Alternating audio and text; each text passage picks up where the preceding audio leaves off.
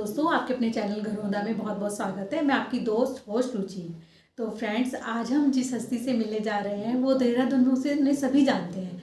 और यदि आपको डांस का शौक है या आप डांस को थोड़ा सा भी लाइक करते हैं तो आप उनको पहचान ही गए होंगे। देहरादून में सबसे बड़ी जो डांस मास्टर है, डांस की गुरु हैं, वो है वीना अग्रवाल जी, भरतनाट्यम की गुरु वीना अग्रवाल जी। नमस्कार वीना जी। नमस्कार। मैं आप ये बताइए कि आपके लिए डांस क्या है? मेरे लिए डांस मेरा जीवन है। मुझे ऐसा लगता है जैसे मछली बिना पानी के नहीं रह सकती, मैं भी डांस के बिना नहीं रह पाऊंगी। हालांकि आजकल जैसे मेरी तबीयत कुछ ख़राब हो रही है या ये कह लिए कि मेरी एज भी बढ़ रही है, लोग मुझसे मना करते हैं कि भाई आप डांस छोड़ दीजिए, आराम करिए, लेकिन मुझे लगता नहीं कि मैं डांस के बिना रह पाऊंगी। बहुत बार सोचा मैंने कि चलो अब थोड़ा आराम कर लूँ, कुछ समय बात करूँगी, लेकिन मैं रह नहीं पाई। एक दिन भी शायद ऐसा नहीं हुआ जब मैंने डांस ना करा हो या क्लास ना ली हो या कोई प्रोग्राम ना दिया हो। तो जैसे हम लोगों के लिए एक तरह से सांस लेना जरूरी है, उस तरह से आपके लिए डांस बहुत जरूरी है। हाँ जी, क्योंकि मैं बचपन से ही इसे करती आई हूँ और यही मेरा जीवन है। मुझे और किसी चीज़ का शौक नहीं है कि मैं पिक्चर देखूँ या मैं शॉपिंग करूँ या मैं घूमने जाऊँ। यही मेरा शौक है, यही मेरा पैशन है, डांस। तो वीना जी, जैसे जब आप छोटे थे तभी आप डांसर ही बनना चाहते थे? आपका अपना डांसर ही बनने का था? जब मैं छोटी थी तो मुझे, ठीक है, मैं ऐसी फिल्मी गानों पे कर लेती थी। मेरी बड़ी सिस्टर्स हैं, वो मुझसे कहती थी इस गाने पे डांस करो, वो मुझे थोड़ा बहुत सिखाती थी। लेकिन मुझे डांसर बनना है ऐसा तो कुछ मेरे मन में था ही नहीं। लेकिन मेरी मदर का शौक था कि वो डांस करे, लेकिन उन्होंने भी ऐसा नहीं सोचा था कि इसको मैं प्रोफेशनली लूँगी। उन्होंने शौकिया मुझे सिखाया था और धीरे धीरे धीरे धीरे मेरा इससे लगाव इतना बढ़ता चला गया कि मुझे लगा कि अगर शादी के बाद मैंने इसे छोड़ दिया, इसको एक हॉबी की तरह ना लूँ, इसे एक प्रोफेशन की तरह मैं ले लूँ, तो उससे क्या होगा, मैं कभी भूलूंगी भी नहीं और ये कला जो है मैं बच्चों में फैलती चली जाएगी। तो आपका जैसे ये डांसर बनने का यह सपना इजीली पूरा हुआ, क्योंकि जिस समय आपकी शादी हुई होगी उस समय इतना इजी नहीं था कि आप एकदम से कहें कि नहीं हमारी बहू तो स्टेज पे परफॉर्मेंस देती है। तो मतलब ये इजीली है, जो भाई साहब हैं उन्होंने इजीली आपको डांस करने दिया। असल में मेरे हस्बैंड जो हैं जर्नलिस्ट हैं, तो वो भी ब्रॉड माइंडेड हैं। तो शुरू से उन्होंने कलाकार वगैरह सब इतने देखे हैं, तो उन्हें तो बल्कि बहुत अच्छा लगा। शादी के वक्त तो बल्कि मैंने बताया भी नहीं कि मैं कोई डांसर हूँ या क्या हूँ या मुझे आता है डांस, ये भी उनको नहीं पता था। क्योंकि मुझे लगा पता नहीं कुछ लोगों को पसंद नहीं आता है डांस या क्या है, तो मैंने कभी उनसे कोई जिक्र ही नहीं करा इस डांस को लेकर। लेकिन जब मैंने शुरुआत करी, शुरू में उन्हें लगा ये तो कोई डांसर है नहीं, ये कैसे कह रही है कि मैं क्लासेस लूँगी या मैं स्टेज पे परफॉर्म करूँगी। उन्हें मुझ पर भरोसा नहीं था। लेकिन जब धीरे धीरे उन्होंने देखा कि लोग बहुत अप्रिशिएट करते हैं तो उनका इंटरेस्ट बढ़ गया और उन्होंने फिर मुझे बहुत एनकरेज करा। और मेरे इन लॉज भी हमेशा खुश रहे, उन्हें कभी कोई प्रॉब्लम नहीं हुई। एक चीज़ और है वीना जी, जैसे आप किसी भी प्रोग्राम में जाते हैं, आप इवन अगर फैमिली फंक्शन में भी जा रहे हैं तो एक होता है ना, गैदरिंग आपके पास जाएगी आपसे मिलने के लिए, डांस की बातें करने के लिए, कुछ टिप्स लेने के लिए।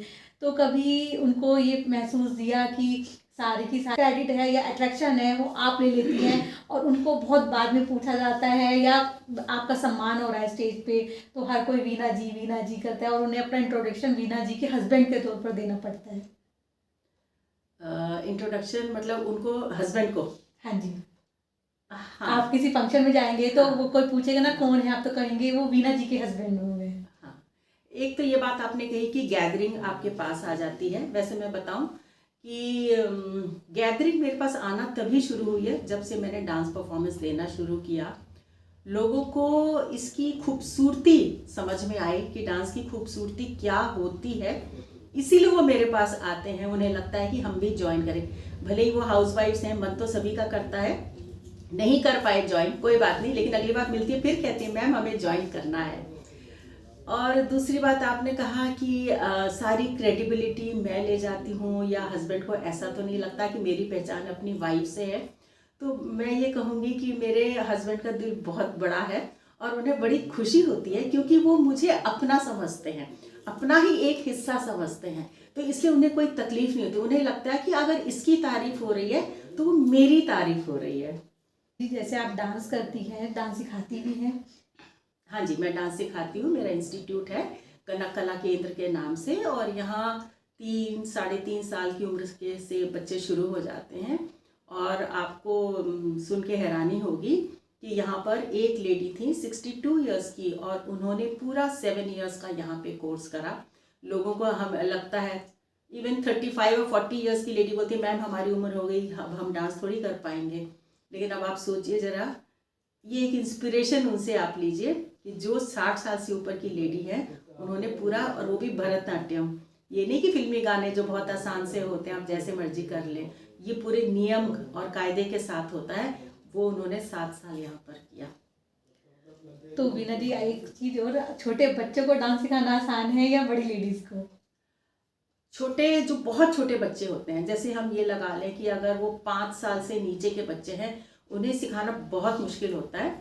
इसलिए मुश्किल होता है क्योंकि उन्हें अभी लेफ़्ट और राइट का सेंस नहीं होता, और ये हम अंदाज़ा करते नहीं हैं। इसमें तो हम प्रॉपर बताएंगे लेफ़्ट पैर निकालो या राइट पैर निकालो, ये हैंड निकालो, वो हैंड निकालो, तो थोड़ा बच्चे एकदम से समझ नहीं पाते हैं क्योंकि उनका ब्रेन इतना ज़्यादा डेवलप नहीं हो पाता है। और जो बड़ी उम्र की होती हैं, आप अगर अबव 60 हैं, तो थोड़ा उन्हें क्या होता है कि बैठने की प्रॉब्लम आती है क्योंकि उनकी नीज़ कमज़ोर हो चुके होते हैं, उनके घुटने कमज़ोर हो चुके होते हैं। तो बड़ी लेडीज़ को सिर्फ बैठने की प्रॉब्लम आती है। वैसे हाँ, समझ तो उनमें ज़्यादा होती है। जी, आप डांस भी सिखाती हैं, एक आपका मतलब घर है, हस्बैंड है, बच्चे हैं, इन-लॉज हैं, तो आपको सब कुछ मैनेज करने में दिक्कत नहीं आई? जहाँ घर वाले कोऑपरेटिव होते हैं वहाँ दिक्कत नहीं आती है। हस्बैंड को पता है अभी क्लास का टाइम है, अभी वो प्रोग्राम में गई है, परफॉर्मेंस देने गई है, तो वो चीज़ों को मैनेज कर लेते हैं।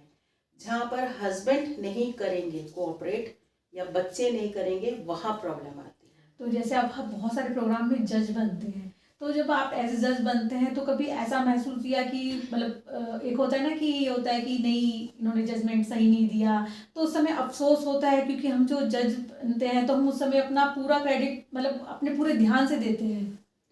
मैं एक बात बताऊं, जब मैं जजमेंट के लिए जाती हूँ, बहुत सारी लेडीज़ होती है जो मेरी जान पहचान की होती हैं।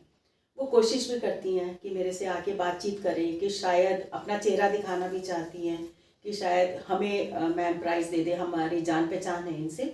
ठीक है, जान पहचान तो मेरी 90% लोगों से होती है, लेकिन मैं कभी भी ऐसा नहीं सोचती कि ये मेरी जान पहचान की है इसलिए मैं इसको दे दूँ। यहाँ तक कि जब इंटर स्कूल कंपटीशन हो रहा है या डांस कंपटीशन हो रहा है, हमारे भी स्टूडेंट्स हैं, बाहर के भी स्टूडेंट्स हैं, तो भी मैंने कभी नहीं सोचा कि मैं अपनी स्टूडेंट को, जो मुझे वर्थ लगता है, मैं उसी को देती हूँ। और कई बार जैसे होता है कि लेडीज़ को लगता है कि वो पूछती हैं कि आप बताइए हमारे अंदर ऐसी कौन सी कमी थी जिसकी वजह से हमें नहीं मिला। तो ये चीज़ भी मैं क्लियर करती हूँ हमेशा स्टेज पे कि आपका ये वीक पॉइंट ये रहा और आपका स्ट्रॉन्ग पॉइंट ये रहा। उससे क्या होता है कि कभी भी किसी को तकलीफ नहीं होगी कि मुझे प्राइस क्यों नहीं मिला, और दूसरी बात शायद वो आगे के लिए और इम्प्रूव करें, अगर और आगे के लिए वो इम्प्रूव करते हैं, उसे नेगेटिव फॉर्म में नहीं ले जाके उन्हें, बल्कि उनको ये सोचना चाहिए कि हमारी गलती बताई गई है तो हम इसे इम्प्रूव करें। जैसे आपको प्राइज बहुत सारे मिले हुए हैं, कुछ तो आपने यहाँ पे रखा है, आपको तो एक अलग मेरे ख्याल से कबर्ड भी छोटी पड़ गई होगी, क्योंकि आपको एक साल में काफ़ी प्राइज मिलते हैं या काफ़ी ट्रॉफीज वगैरह मिलते हैं। हाँ जी, जगह तो छोटी पड़ गई है, और ड्राइंग रूम में भी लगा दिए मैंने, अपने डांसिंग हॉल में भी लगा दिए, और मुझे समझ नहीं आ रहा था मैं इतनी ट्रॉफीज़ कहाँ रखूँ, जहाँ जाती हूँ वहीं। ऐसा भी नहीं है ना कि साल में खाली 2-3 ट्रॉफीज़ मिल जाए, मुझे महीने में ही पता नहीं कितनी ट्रॉफीज़ मिल जाती हैं। और जिसमें मेरा नाम नहीं होता है वो मैं फिर अपने स्टूडेंट्स को बांट देती हूँ। उन्हें बड़ी खुशी होती है क्योंकि बच्चों को अभी इतनी ट्रॉफीज़ नहीं मिली है, उनकी एक शुरुआत है, तो वो ट्रॉफीज़ मैं उन्हें दे देती हूँ। तो जब आपके स्टूडेंट हैं, आप उनको कैसे इंकरेज करती हैं कि भाई डांस भी एक मतलब, आपके पास कोई मेंबर आया, बहुत को तो डांस का एक बहुत शौक होता है, मतलब अपनी मर्जी से आते हैं, बहुत से क्या होता है घर वालों के प्रेशर से आते हैं कि भाई नहीं, आपको जैसे कि मम्मी को शौक है कि नहीं तुम थोड़ा सा डांस सीखो, वो करो, तो आप उनको डांस की तरफ कैसे मोड़ती हैं उनके शौक को?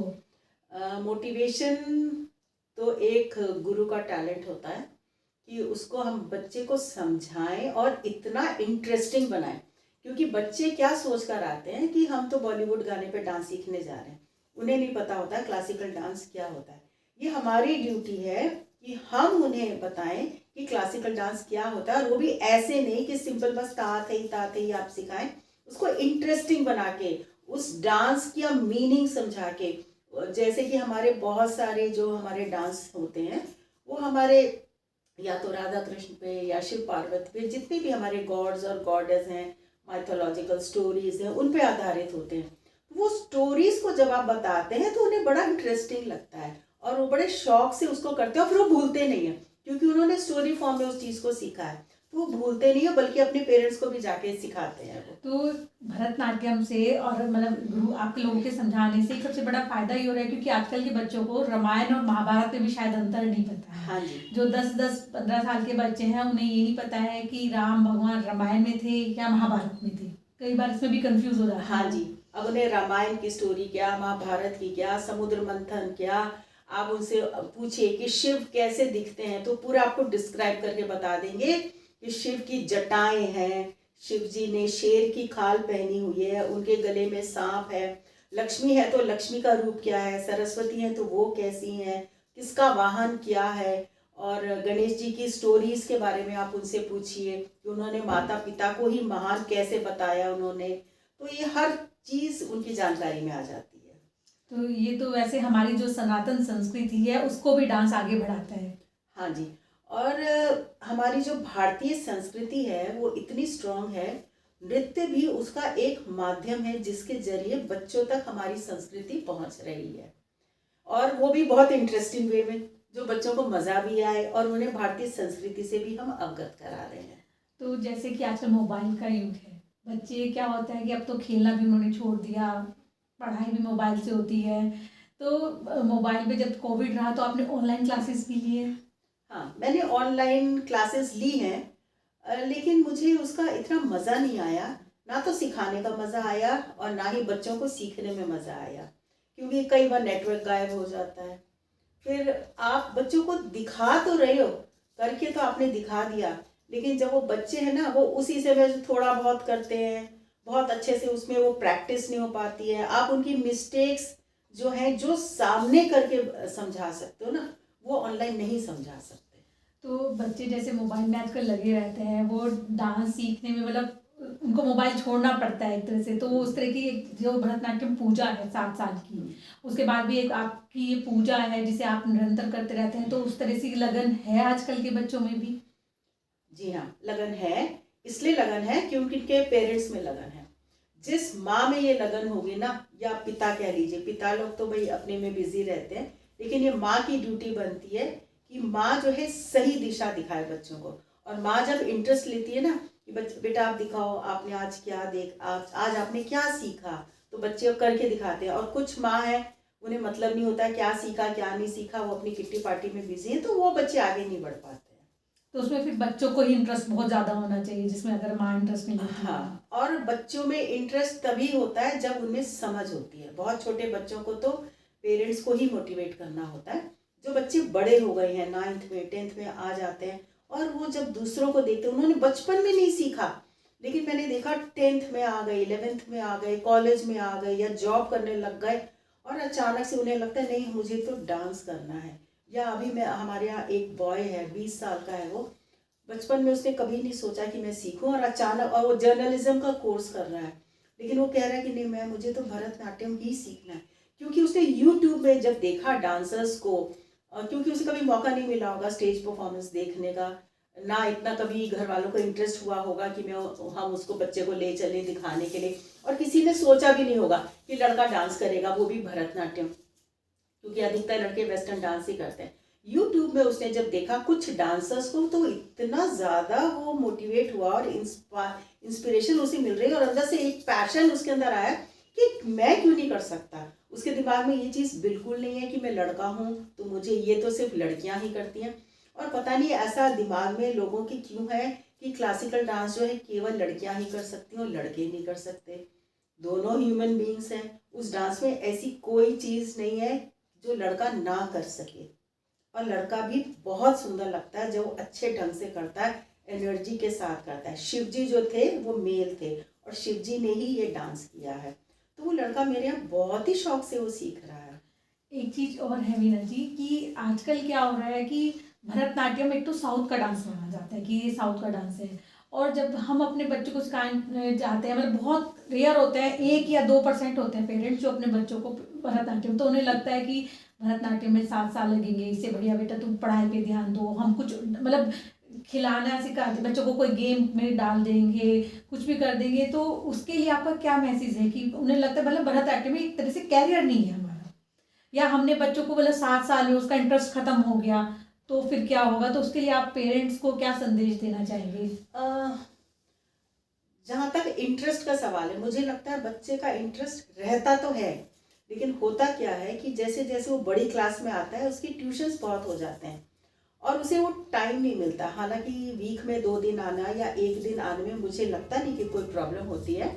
हम इतना टाइम स्पेंड करते हैं घूमने में, फिरने में, टीवी देखने में, तो ऐसा नहीं है कि हम 1 घंटा समय नहीं निकाल सकते। रोज़ नहीं आ सकते, मेरी क्लास सैटरडे संडे होती है, आप संडे को तो कम से कम टाइम निकाल ही सकते हैं। और कुछ लोग हैं संडे अगर घूमने जाते हैं तो आप सैटरडे इवनिंग टाइम निकाल सकते हैं।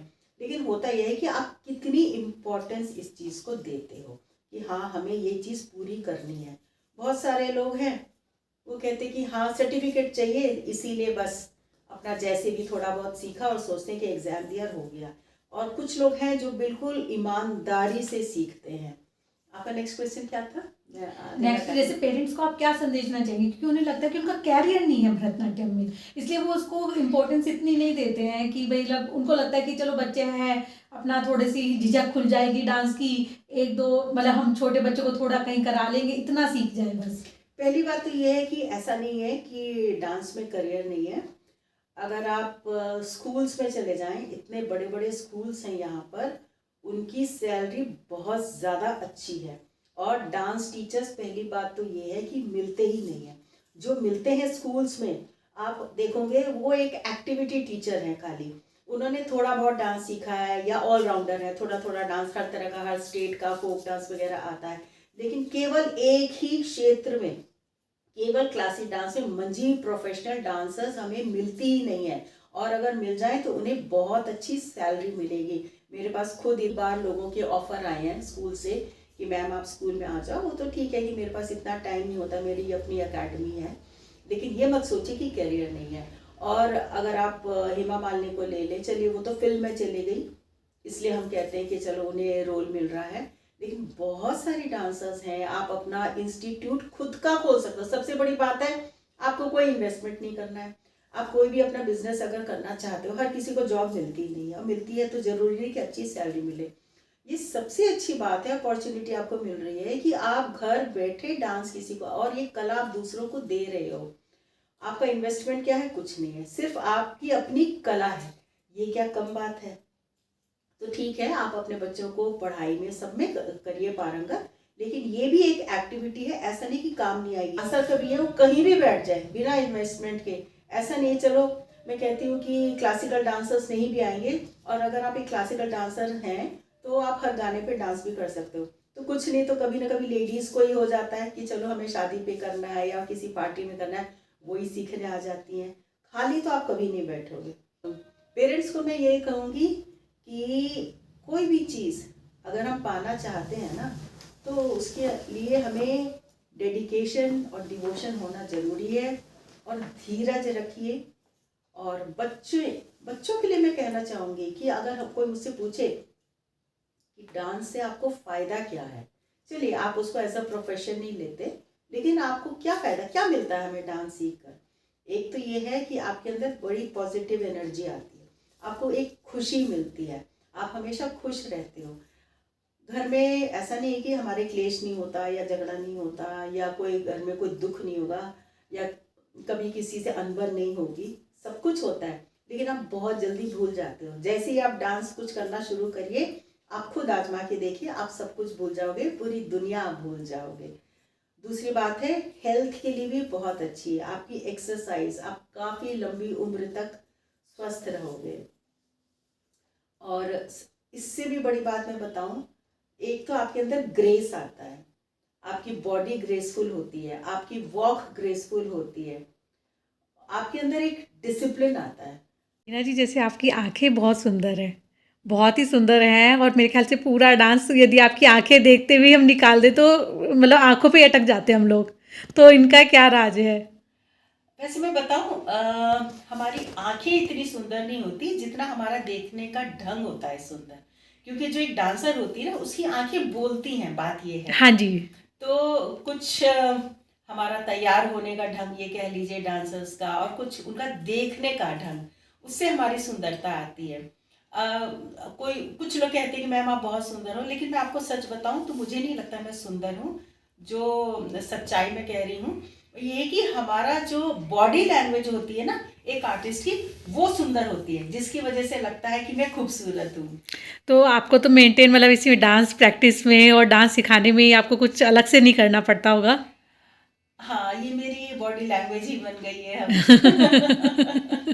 टीना जी, आपके बच्चे क्या करते हैं और कितने बड़े हैं? मेरे 2 बच्चे हैं, मेरी बेटी की शादी हो गई है।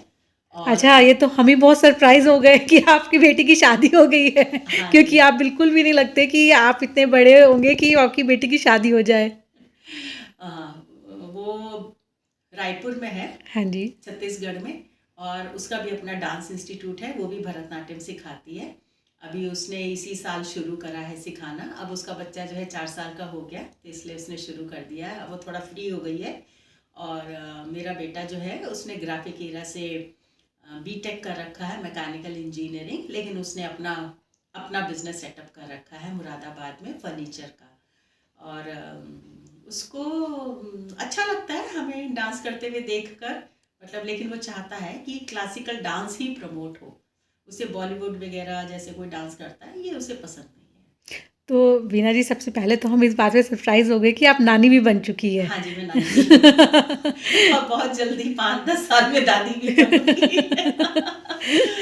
क्योंकि जो आपके को ये पहली बार मिलता है तो ऐसा बिल्कुल भी नहीं सोचेगा कि हम किसी नानी से मिल रहे हैं। तो ये सब डांस की वजह से ही इतना मेंटेन हाँ हुआ है। हाँ जी। एक तो ये है कि जब आप एक डांसर हैं तो नेचुरली आप अपने आप को मेंटेन करके तो रखेंगे ही।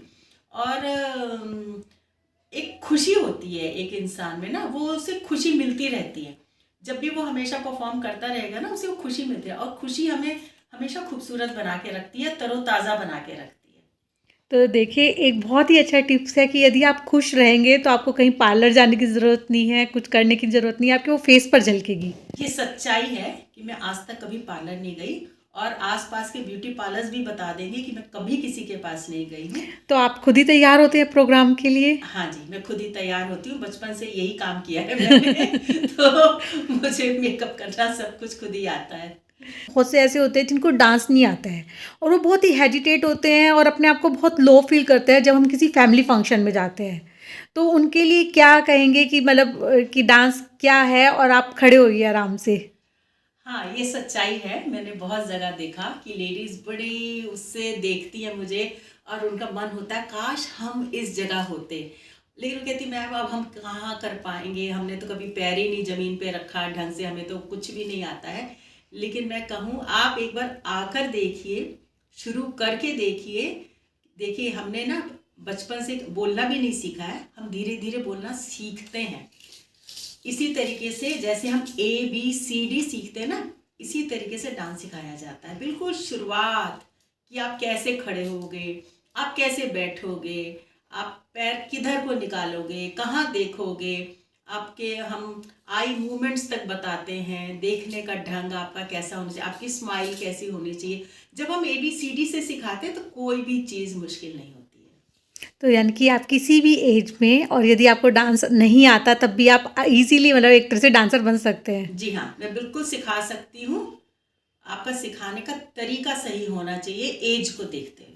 मैम, जो आपकी इनकम है मतलब जब हम एक एज ए डांसर बन जाते हैं तो आप एक तो आपकी एकेडमी है, आप वहाँ से लेते हो, तो उसके अलावा जैसे आप स्टेज परफॉर्मेंस देते हो, कहीं पर भी जाते हैं तो वहाँ से भी आता है या एज ए जज भी आपकी इनकम होती है? ये एक आर्टिस्ट के लिए बहुत ही दुखद बात है। और मैं कहूँगी कि सिर्फ देहरादून में नहीं, पूरे भारत में हर आर्टिस्ट को इस चीज़ का अफसोस है कि जब भी हम प्रोग्राम्स देते हैं, जो ऑर्गेनाइजर्स होते हैं उन्हें ऐसा लगता है कि हम स्टेज दे रहे हैं तो बहुत बहुत बड़ी चीज़ कोई दे रहे हैं, कि हम तो प्लेटफॉर्म दे रहे हैं। वो कभी भी नहीं सोचते कि हम इन्हें पेमेंट करें। वो कैटरर्स का करते हैं, टेंट हाउस को पेमेंट करते हैं, और जितने लोग आते हैं सभी का जो कुछ वहाँ पर म्यूज़िक सिस्टम होता है सबका पेमेंट होगा, लेकिन वो आर्टिस्ट को पे नहीं करते। उन्हें ऐसा लगता है आर्टिस्ट को हमने प्लेटफॉर्म दे दिया, यही बहुत बड़ी बात है। तो मैम ये जैसे आपका इतने बड़े स्केल पर चले गए हैं आप, मतलब एक तरह से सभी की गुरु हैं, तो आपके साथ भी होता है कि परफॉर्मेंस के बाद आपके लिए मतलब पेमेंट नहीं करते हैं? मैंने बताया कि ना कि पूरे भारत में यही हाल है। हेमा मालिनी को आप छोड़ दीजिए, बाकी सारे आर्टिस्ट का यही हाल है, और ये सुधार आना बहुत ज़रूरी है। जो भी इस चैनल को देखें और जो भी इस जो आज मैं बोल रही हूँ आज के प्रोग्राम को देखें, ज़रा समझें कि उनकी भी जीविका होती है, और ध्यान रखें कि जैसे हम औरों को अगर पेमेंट करते हैं, एक आर्टिस्ट को भी हमें पे करना चाहिए, ना कि एक छोटा सा गिफ्ट पकड़ा के आप लोग अपना काम पूरा कर देते हैं। बच्चे जो हैं बिगड़ते जा रहे हैं, माता पिता का कहा नहीं मानते हैं। वो उन्हें खाना खिलाना चाहते हैं लेकिन वो खाएंगे नहीं, उन्हें आलतू फालतू की चीज़ें चाहिए, सही खाना नहीं खाएंगे, अपनी मर्जी से सोकर उठते हैं, सारे दिन मोबाइल में लगे रहते हैं। लेकिन ठीक है, आज हमें बच्चे गलत तो दिख रहे हैं, लेकिन क्या हमने कभी सोचा ये बच्चे गलत हुए क्यों? हमारे माता पिता ने हमें क्या सिखाया? कभी हमसे पूछा कि बेटा आप क्या खाओगे? जो भी बनता था हमें पता ही नहीं होता था क्या बना है, लौकी को भी आलू समझ के हम खा लेते थे। लेकिन आजकल जो पेरेंट्स हैं बच्चों से पूछते हैं कि बेटा आप क्या खाओगे। जब आप हर एक से अलग अलग पूछोगे, पहली बात तो 1 या 2 बच्चे होते हैं तो माता पिता उन्हें सर पे चढ़ाते हैं, हर चीज़ उनसे पूछ के करते हैं, उन्हें आराम की ज़िंदगी देते हैं, और होता क्या है, बच्चे बिगड़ जाते हैं, बाद में हम पछताते हैं। तो जो डिसिप्लिन हमारे माता पिता ने हमारे साथ रखा था, वही डिसिप्लिन जो है उन्हें सर पर ना चढ़ाएं और उन्हें इतनी आराम की ज़िंदगी ना दें। इसीलिए शायद बच्चे आजकल एग्रेसिव हो गए हैं बहुत ज़्यादा, कि अगर उनका किसी चीज़ को हमने मना कर दिया तो सुसाइड केस जैसे बहुत ज़्यादा हो रहे हैं, या फिर घर छोड़ के चले जाना, मम्मी पापा से 3-3 4-4 दिन बात नहीं करना। क्योंकि वो ज़िद्दी हो चुके हैं, उन्हें आदत हो गई है कि कोई हमें मनाए, और जब हम उन्हें नहीं मनाते हैं तो ज़िद में आके वो सुसाइड भी करेंगे, बाइक इतनी तेज़ वो चलाएंगे। उन्हें स्कूल टाइम में ही कन्वेंस चाहिए, कोई स्कूटी चाहिए या उनको बाइक चाहिए, कॉलेज में आते आते उन्हें गाड़ी चाहिए, उन्हें आईफोन चाहिए। लेकिन ये ख्वाहिशें, गलती किसकी है? हम पेरेंट्स की गलती है जो हम उनकी इन ख्वाहिशों को पूरा करते हैं, और पेरेंट्स डरते हैं कि अगर हमने ख्वाहिश पूरी नहीं की तो ये ज़िद करेगा, ये रोएगा, ये सुसाइडल टेंडेंसीज में आ जाएगी, ये भाग जाएगा घर छोड़ के, या चिल्लाना शुरू कर देगा। लेकिन गलती हमारी है जो हमने इनको बचपन से ही इतनी इनकी इच्छाएं पूरी की हैं। आपका बहुत बहुत धन्यवाद जो आपने हमें समय दिया और इतनी अच्छी बातें बताई डांस के लिए, डांस के बारे में। उनके जो बच्चों के पेरेंट्स हैं वो भी कहीं ना कहीं कन्विंस होंगे कि उन्हें भी बच्चों को डांस सिखाना चाहिए। बिल्कुल बिल्कुल, आपका भी मैं धन्यवाद देती हूँ। आपने इतना टाइम मुझे दिया और इतने अच्छे आपने क्वेश्चंस पूछे, और जो क्वेश्चंस मैं चाहती थी लोगों तक पहुँचे वो पहुँचेंगे आपके ज़रिए, इसलिए आपका धन्यवाद।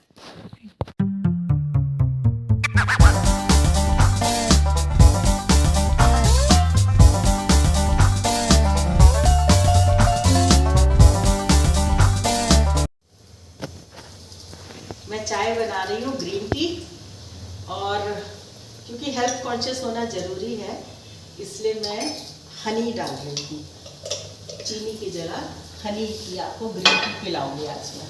तो वैसे भी आज बहुत से लोगों की गलतफहमी टूटेगी कि शायद पता नहीं आप काम नहीं करते होंगे। हम सोचते हैं कि जब आप इतनी बड़े डांसर बन जाते हैं या इस तरह फेमस हो जाते हैं तो शायद घर का काम नहीं करते। नहीं, कुकिंग का भी मुझे बहुत शौक है, और आप 24 घंटे डांस तो नहीं करोगे, घर का काम करने में भी बहुत आनंद आता है। अपने हाथ की बनी हुई चीज़ें हस्बैंड को, बच्चों को खिलाने में भी अच्छा लगता है, और मैं नई नई रेसिपीज़ भी ट्राई करते रहती हूँ। दूसरी बात यह है कि मेरे यहाँ है कुक है खाना बनाने के लिए, लेकिन उसके आने के पहले 1-2 घंटा मैं खुद किचन में सारी चीज़ें नीट एंड क्लीन साफ़ करके तब रखती हूँ मैं, क्योंकि मैं भरोसा नहीं करती किसी पर सफाई के मामले में। तो हर चीज़ काट के धो के साफ़ करके तब मैं रखती हूँ, तब मैं शुरुआत करवाती हूँ अपने खाना बनवाने